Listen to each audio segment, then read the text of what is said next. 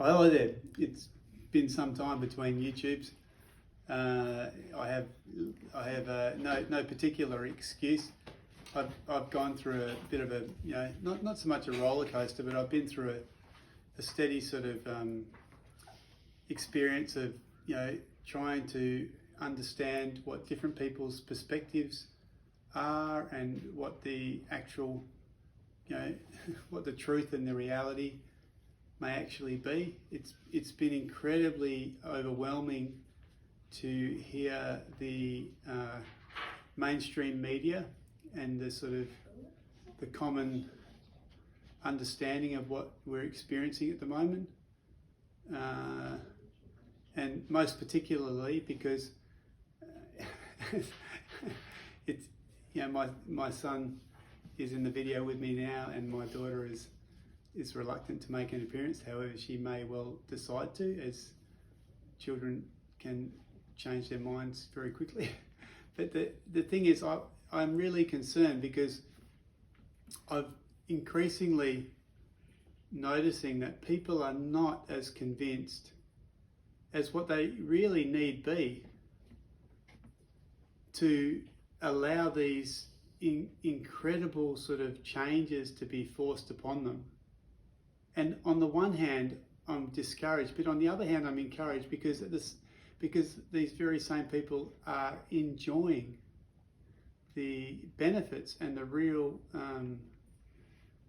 experience of having time at home with their family, and encountering one another in personal ways that they simply have been unable to do because other concerns have dominated them for so long.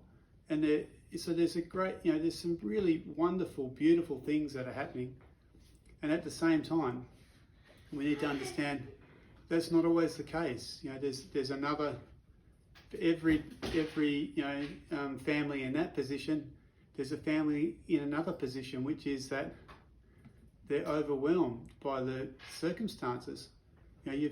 People are being stripped of their security in the form of their source of income, in the form of their sort of ability to interact with other people who they value highly, and most especially for elderly people. I mean, that's one of the most striking troubles which people should be really aware of, is the older people who are the most anxious. And look, I'm not saying it's your responsibility that they're anxious or otherwise.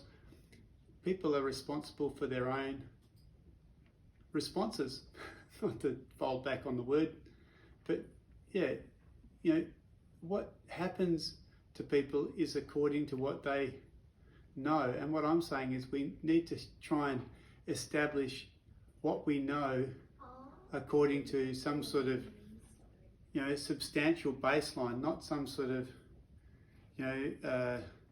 media hype. Okay, well, they say this, so it must be so, despite it's being not in accordance with my intuition or my intelligence or my own experience.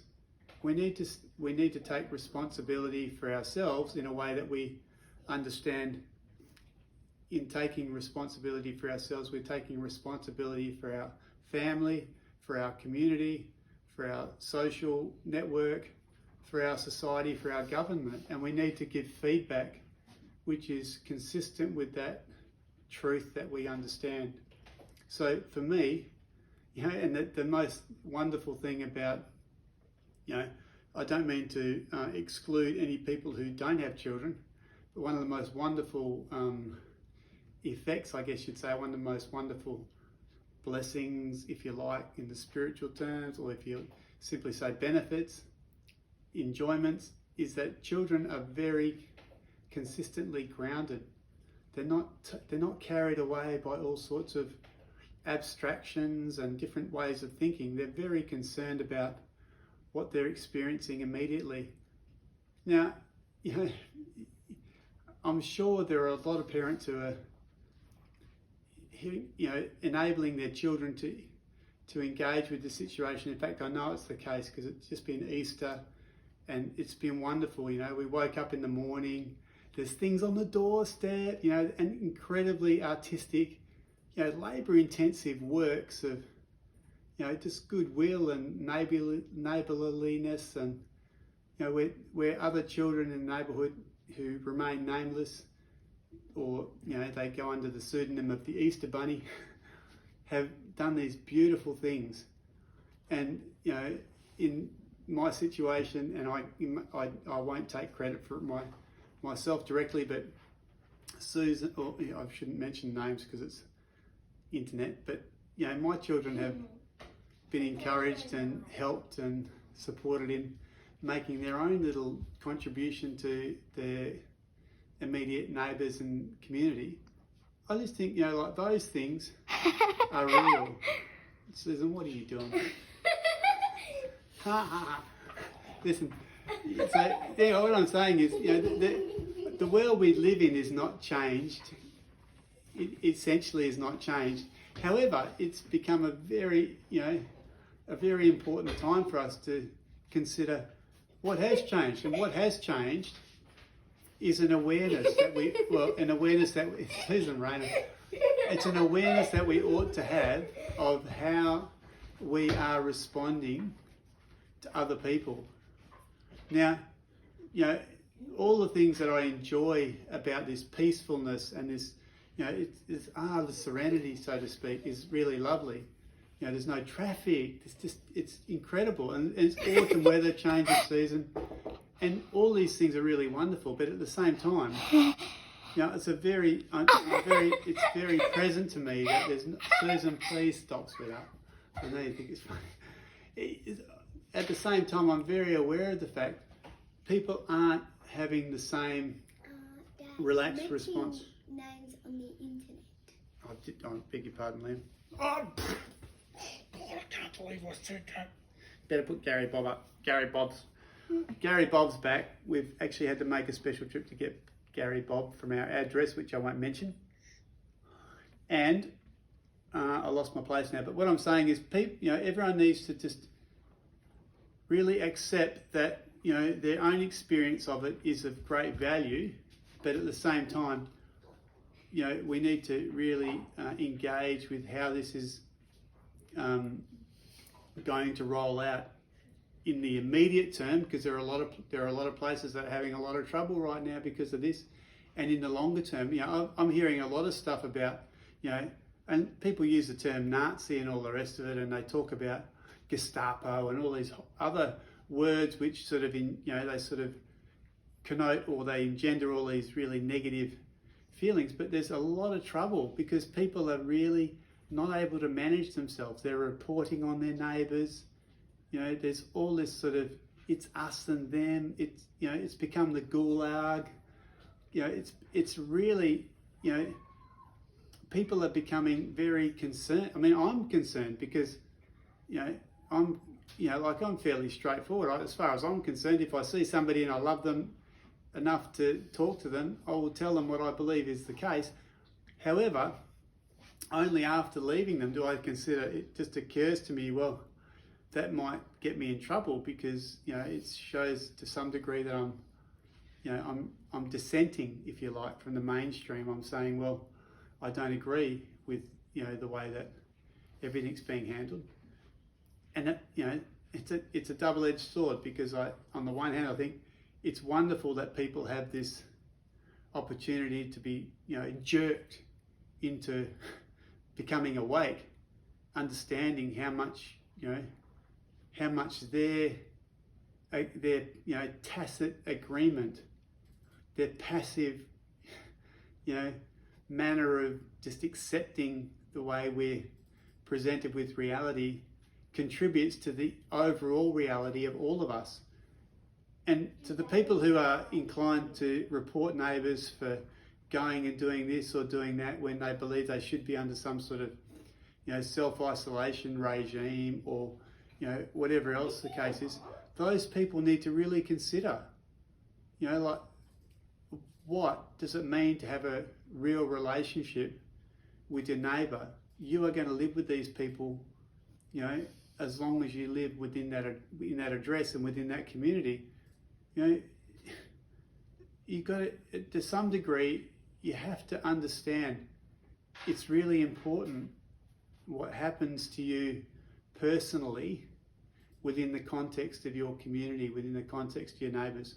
So, I mean, you know, I'm flip-flopping around a bit. I'm somewhat distracted, you know, with my, you know, my beautiful children being here with me, and Gary Bob isn't grounding me to the degree that I thought he might. But if we can really just focus on accepting that, you know, what's gone ahead so far has gone ahead, and it will most likely, in real terms, continue to go ahead for some time. It has a degree of momentum in terms of its political and its, you know, so, I mean, you know, look, I don't want to mention inflammatory terms like social engineering or conspiracy and all the rest of it, but it's difficult to draw the line where you say, okay, well, who is coming off best from this? I'm saying we can all come off best from it if and only if on the, you know, on the back of this, you know, when this starts to, you know, become more of an opportunity for us to, you know, become heard and to reject that passive, that tacit agreement which we've had previously, and say, no, actually what we discovered when all this stuff was happening was that life can be a lot better than what it has been so far. We can have a really much better ability to interact with one another, and that's what I'm hoping for, and I think we can actually achieve that. So, you know, I don't want to become circular. I feel like I'm repeating the same ideas I've had initially. One of the things which I really do want to say is I have... Susan, please don't distract me. Oh. Ronald, stop it. So what I want to say is, please, you know, think for yourselves.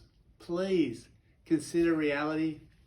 You know, and even if you're in the dreadful situation of, you know, the medical profession having considered that somebody who is loved and you know and valued by you having, you know, succumbed to this COVID-19 disaster, this global pandemic, that, you know, if you really become sensible about it, the fact that, you know, the person is either elderly, or if they're not elderly, they have what I describe, you know, in real ways, they're not considered at all comorbidities. They're things that are real.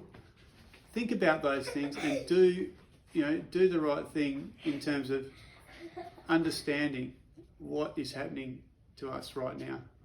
This is not some sort of new under the sun variation of a virus. It is entirely possible that it is exactly what, you know, the people who would, you know, like suggest the other valid and actually I think, you know, preferable scientific theory, exosomes, that you produce these spherical, you know, spiky balls in extracellular fluid in response to disease or insult or, you know, toxin or whatever. You know, this is not the right way for us to respond. You know, everybody knows, even on the sensibility level of, okay, well, you know, the people who are most at risk are these elderly people. Well, look, you know, I love my parents as much as anybody loves their parents. I've got a lot to be grateful for, and I've got a lot to be a bit annoyed about, but you know, it's the same for all of us, and we'll all do the same thing. I do the same thing to my children. But what we can do is we can say, well, you know, we want to make a better world for us all, and now's the time to do it. Pay attention. So I don't want to, I'm somewhat distracted, but I just want to say, look, you know, if we can, the best thing we can achieve in all this is an attention to detail, and it's the details that matters on the other side of this. Okay, when the government starts to scale down their response, when the medical community, the medical industry, so to speak, start to say, well, we've discovered this or we've discovered that, or this seems to be the case, when all these things start to be brought to light, so to speak, I don't think it's actually light at all, in mainstream media and the mainstream thinking, let's not let them, lull us to sleep or hypnotise us into believing that, that is what it was. Because what is it, Liam? It's not really the coronavirus. What is it? The COVID-19 or the irrational panic. Yeah, that's what we call it, the irrational panic, the unreasonable irrational panic. Let's not let them get away with it.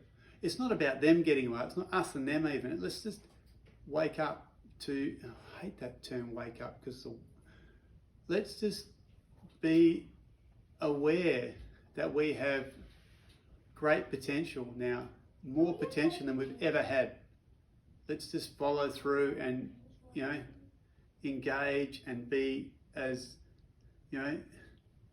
influential as we can be. Because I can tell you what, like I live in a community, every person that I meet influences me for good or for bad, They either encourage me or they discourage me. They either fill me with some sort of, inspiration, or they make me shrink back in some sort of concern and fear.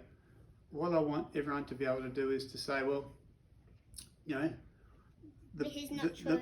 That's right, Liam. And it's more important to be courageous and strong than to be fearful and weakened by circumstances.